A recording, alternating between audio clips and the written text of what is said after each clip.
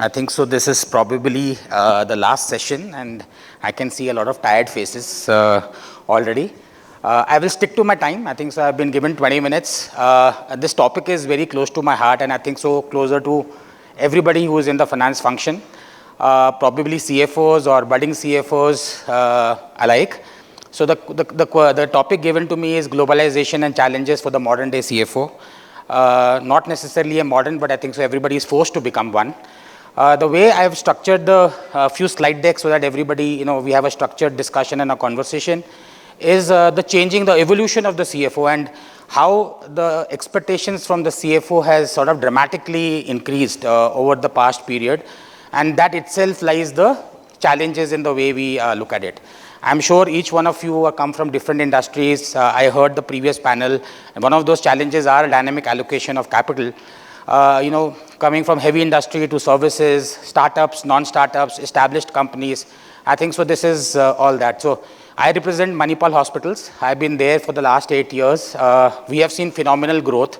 And it's very heartening to see that a local brand from Bangalore, Karnataka is now one of the leading hospital healthcare companies in the country. So that itself, so this journey of 27 years of mine, tried to put it in some slides. Hope you all like it. I hope people don't walk out on me and just give me 20 minutes to complete my presentation. Okay, just a few slide decks, not marketing Manipal. I don't think so this audience needs introduction to Manipal, but just wanted to show to you how we have grown in locations. We are now almost 37 hospitals in the country. If you look a couple of years ahead, we will become 42. In terms of number of beds, we have crossed Apollo. Apollo has 9,500. We have become 10,500 beds. So fairly large organization. When I joined the organization, we were around 1,000 crores of revenue. We may close next year at $1 billion. So that has been the growth in the last 7-8 years for the organization. So this, in fact, just few snippets. We actually almost 70 lakh people walk through our doors across 19 cities that we are present in 14 states in the country. So this itself, for my organization, for the people in finance, I have my finance leader also sitting in the audience.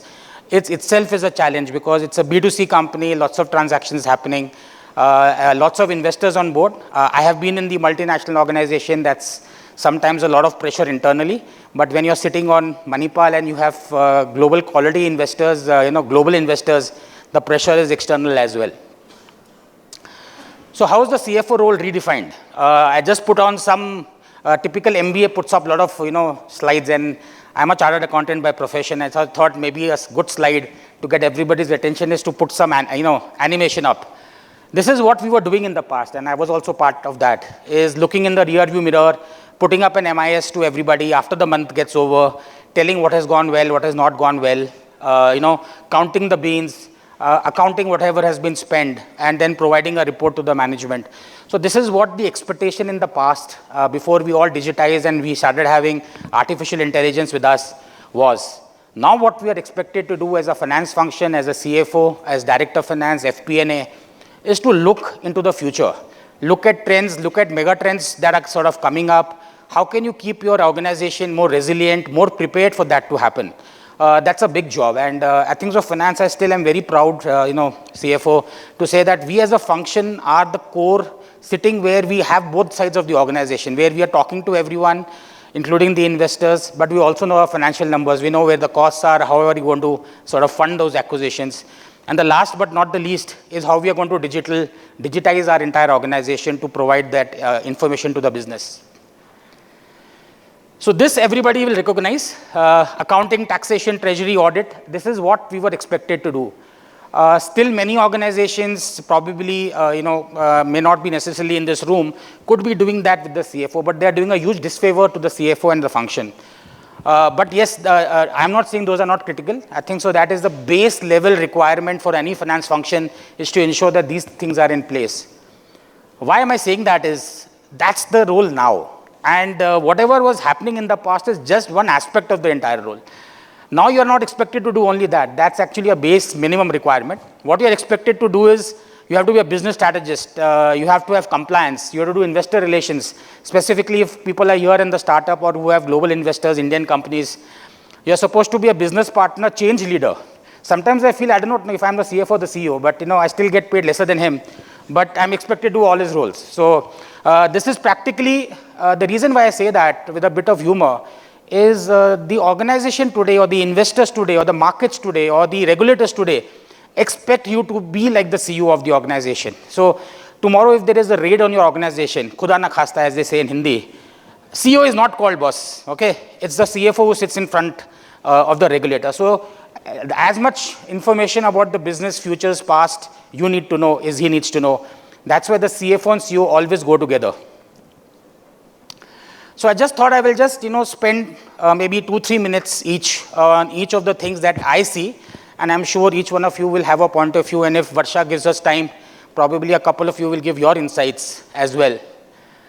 Driving M&As. This is something that I picked up when I joined Manipal maybe 8 years ago. And we have done 4 acquisitions. We have done one divestiture. There's a lot of work that happens. And today, the one organization that drives this is the CFO's organization.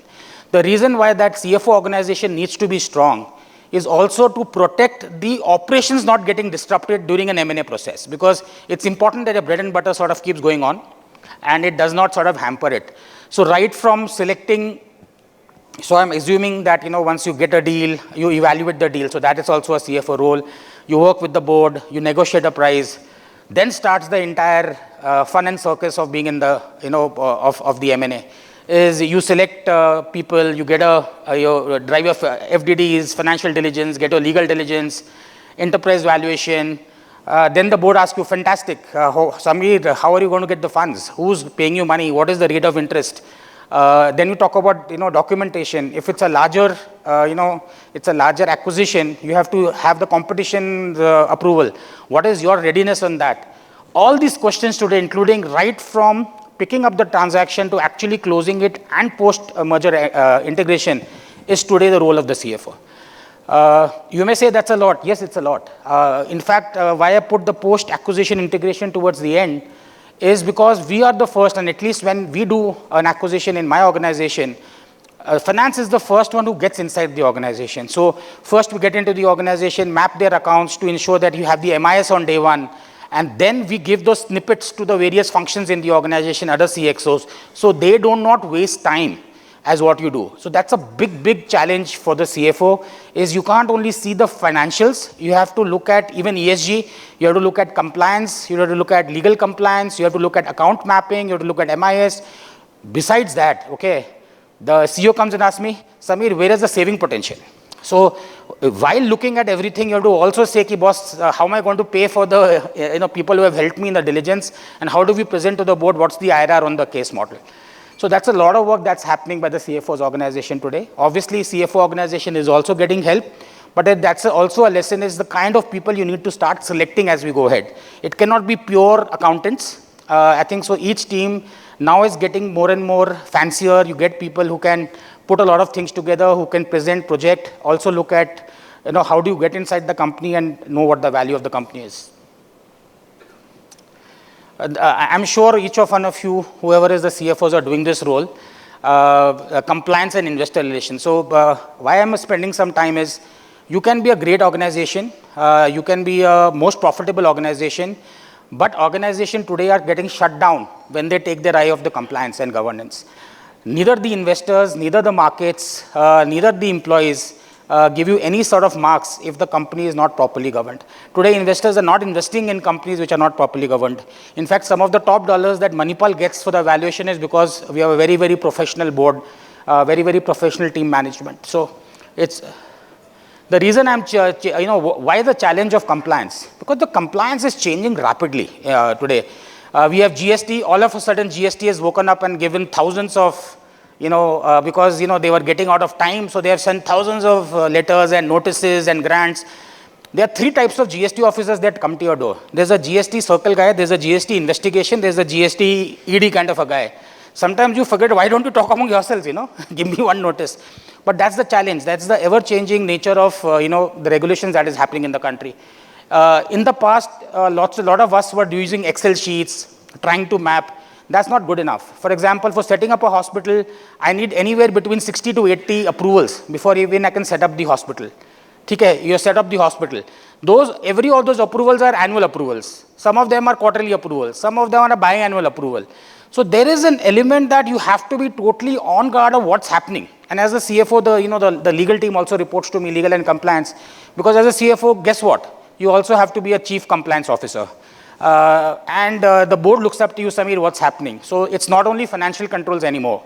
It's legal compliance, because this is the compliance that helps the company being there exist. Imagine a situation where the pollution control board certificate has not come. You practically have a shutdown of the hospital.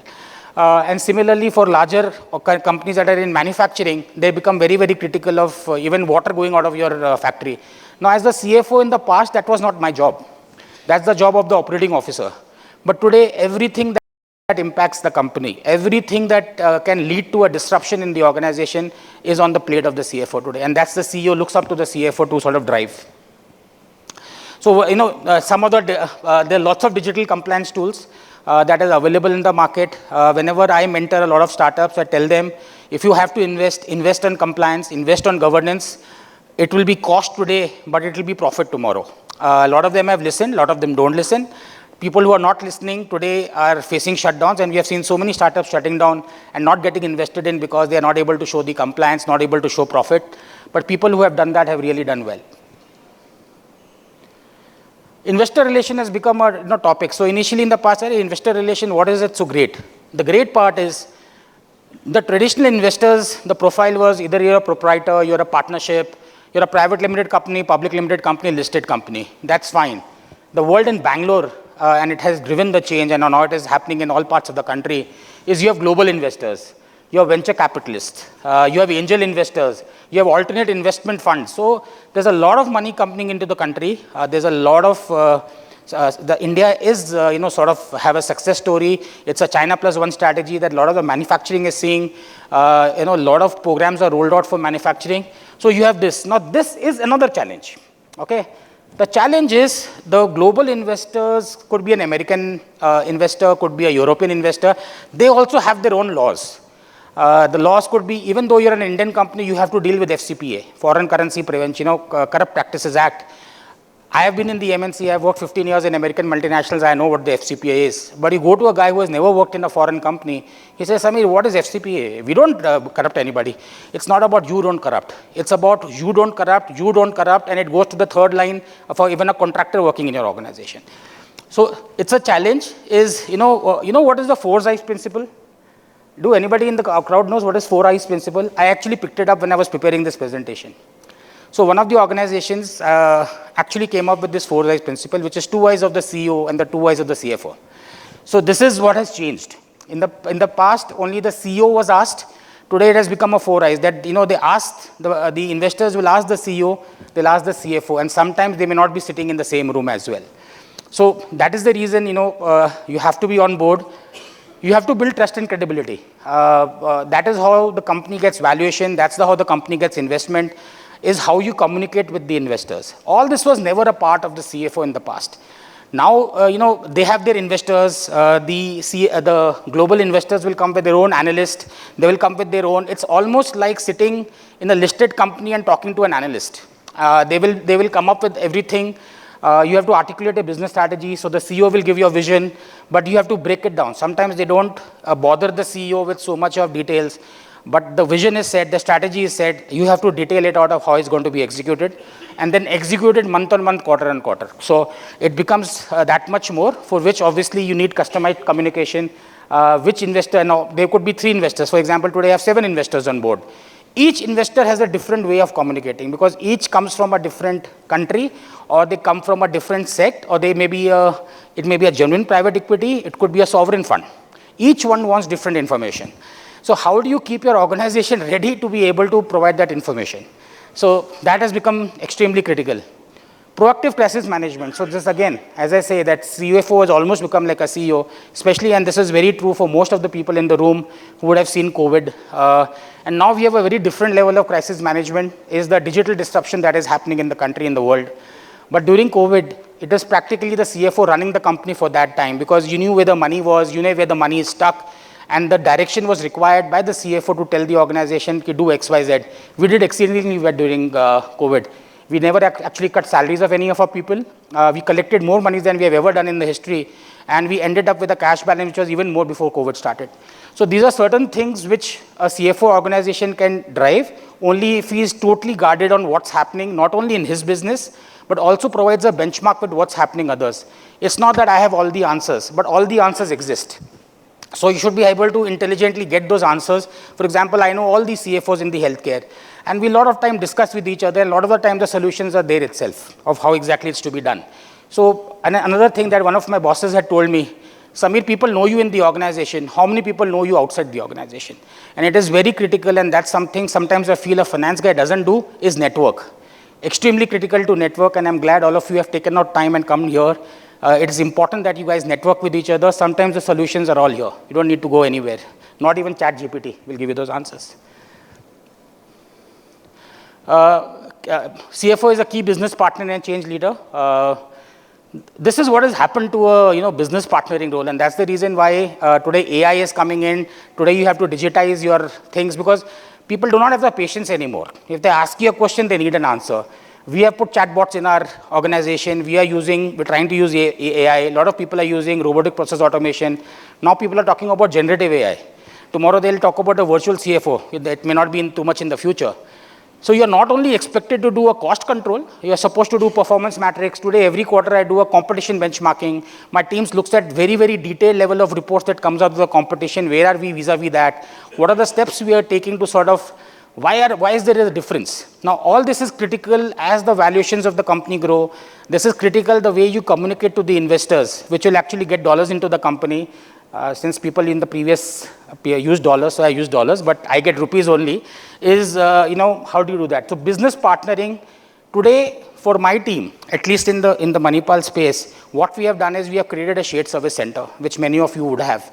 But we have, in our all hospitals, we have removed the transactions from the finance guys and said that their only role is to partner business. Their only role is to drive profitable business. Their only role is to ensure that they can provide the right analysis to the leaders in the hospital to be able to take good financial decisions, good effective decisions, without taking their eyes off the overall vision of providing quality healthcare to the patient.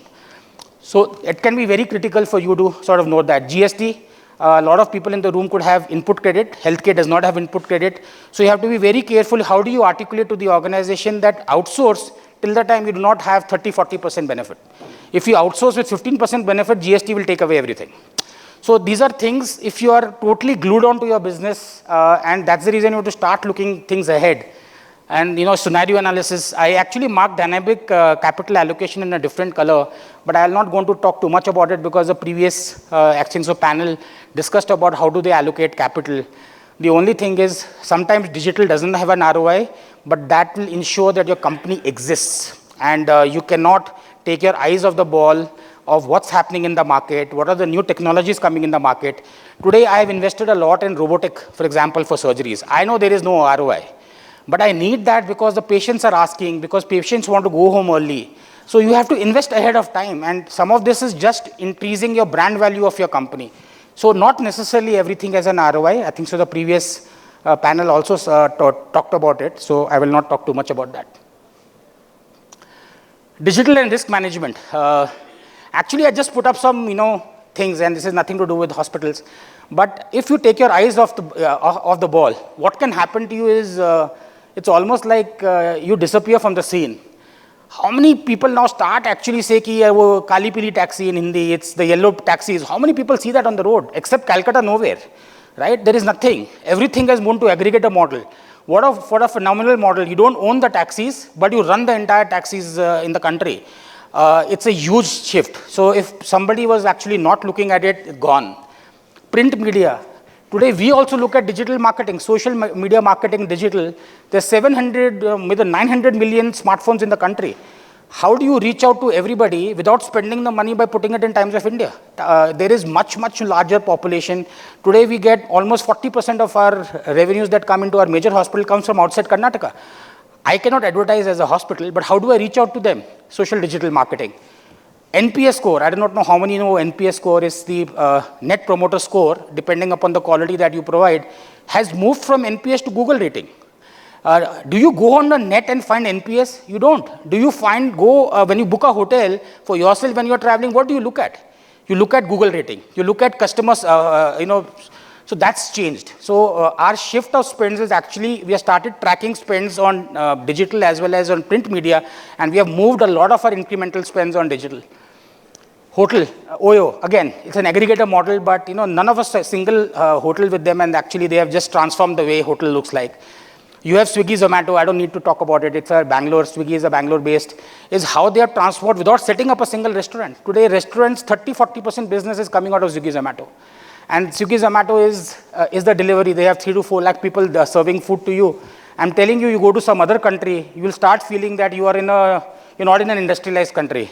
Where, khana deliver nahi ho raha. Which country am I? And today, India is getting spoiled for choices. The way service is happening in this country, it's not happening anywhere else. I remember when I was in Italy and I had to order something, they charge you for a minimum 7-8 euros just for delivering. I'm saying what you're getting in this country is phenomenal. Your UPI, Aadhaar card has just made life so easy for people. It's not there anywhere else in the world. Last but not the least, car, diesel, petrol. How many of people here have an electric car? So, I have one, okay, so that's the reason I asked that question. But I'm saying that's going to change. Every company now, for it being existing, is investing in EV car. So you talk about Tatas, they have come out with EV cars. And to be honest, they are not allowing Teslas of the world come in because they want Indians to sort of develop it. But every car, whether it's a Hyundai, whether it's a Maruti, are all moving towards EV cars. So if some company does not invest, then you become the ambassadors and premiers of the country, where you'll be shut down. So this is a real risk, and the reason I showed this is, if as a CFO and as a finance function, and if as a business partnering function, you are not glued to what mega trends are happening in this country, you are not the modern day CFO. And that's why I put my hospitals.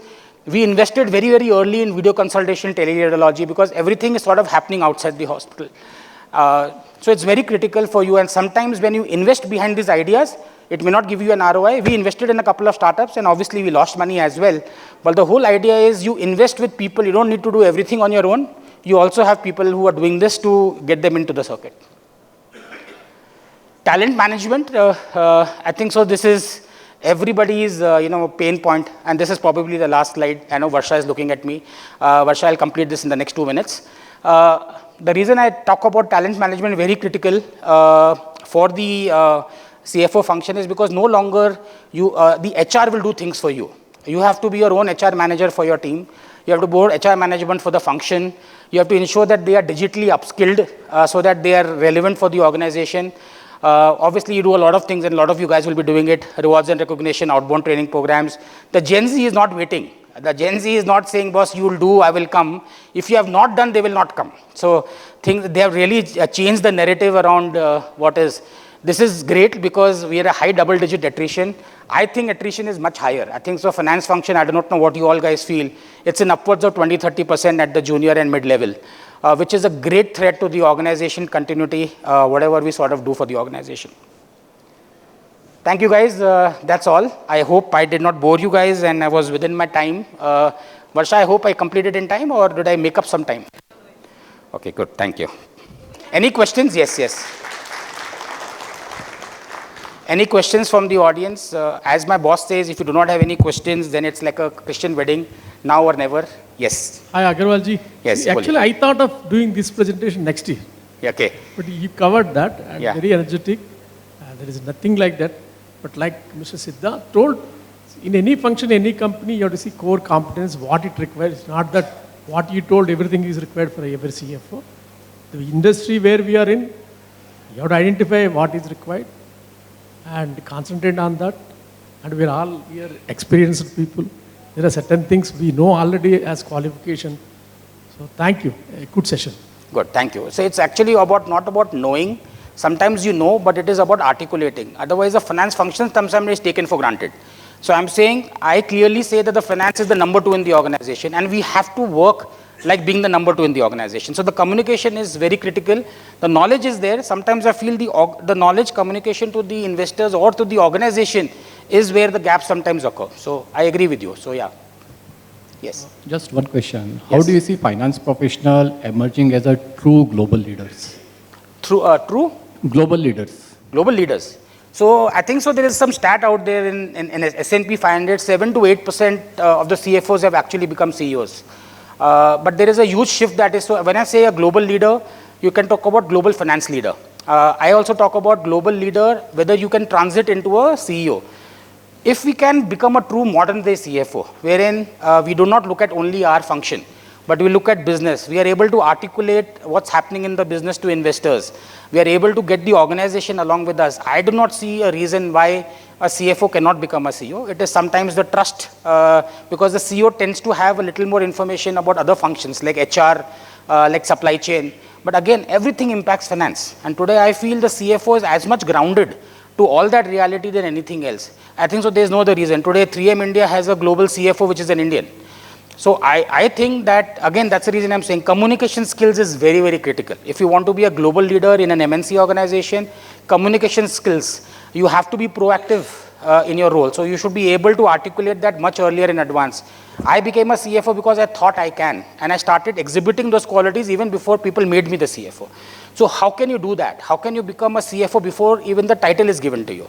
It's a very thin line, it's a tough line, but if you can transit that line, there is no reason. You look at Indians, all the global companies are run by Indians. So I think so the answer is already there out there. It's about how do you transform yourself into that. Yes.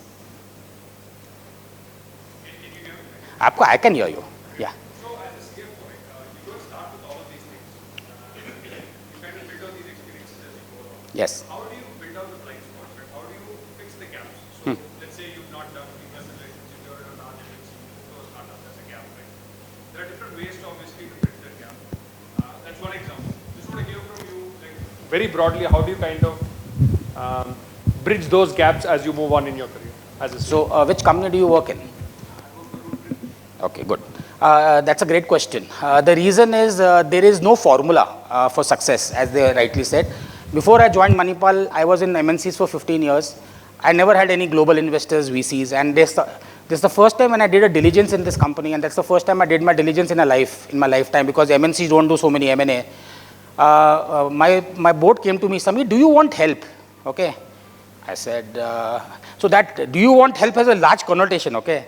So the large connotation is कि boss तेरे को आता है कि नहीं. So they will not tell you that, but you take it as a challenge. And I think so if you, everything is out there. It's actually how do you talk to your people. I have a lot of good friends who have done all of this before.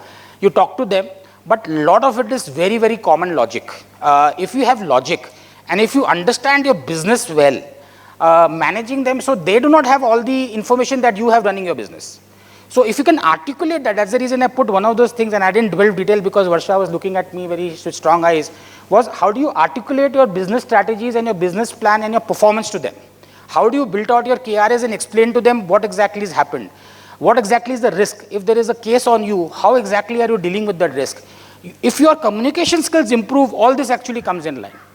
The best part that I do is whatever I tell to one, I say to everybody. So in fact, we changed that thesis that we don't have a separate business plan for the bankers, separate business plan for the investors, separate business plan for the employees. Today, we have one business plan for the entire organization. So if I go to my banker, he has the same number.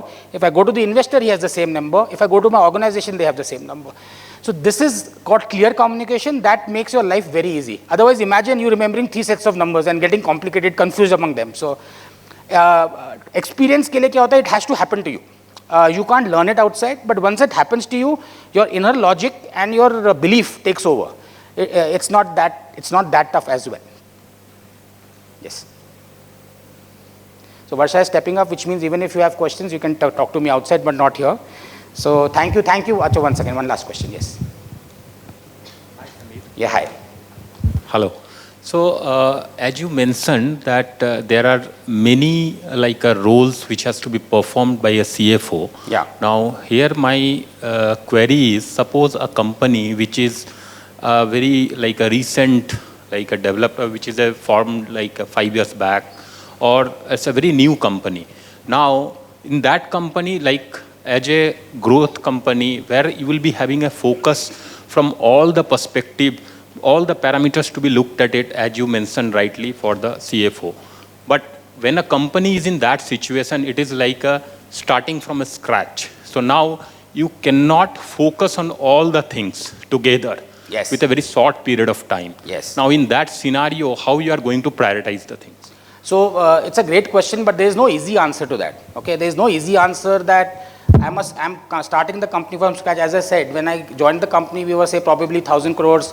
Our debt was 2 times our revenue. So you will never get things which you want in life. That is very, very clear. Things will not be the most optimum when you enter an organization. You have to know all to be aware. You may not focus on it, but if you are not aware, what will happen is by the time you are aware and you want to focus on it, it has already gone past it. For example, if you do not know your company has GST exempt or not exempt, I use GST because it's top of my mind. If you should know it. Now, any business decision that you take, that knowledge has to be sitting behind you, because you will take small decisions. For example, you're building out a finance team. Now you'll say, which is the first team that I know? It depends upon at what point in time your company is. If your company is raising money, you should have a treasury function. If your company is almost there and the money is all sorted, Series B, Series B, all is done, you need an FP&A team, and that's what I did when I joined Manipal. Like there was no FP&A team. I said, boss, how do you even look at an MIS? Forget about. So you need to build an FP&A team. So you will not have priority, but you'll be given one resource to add, 2 resources to add depending upon the financial of the company, and that is the 1 or 2 people that you need to add. For example, if you say treasury I can manage, I can talk to the bankers, I need an FP&A guy. Have an FP&A guy.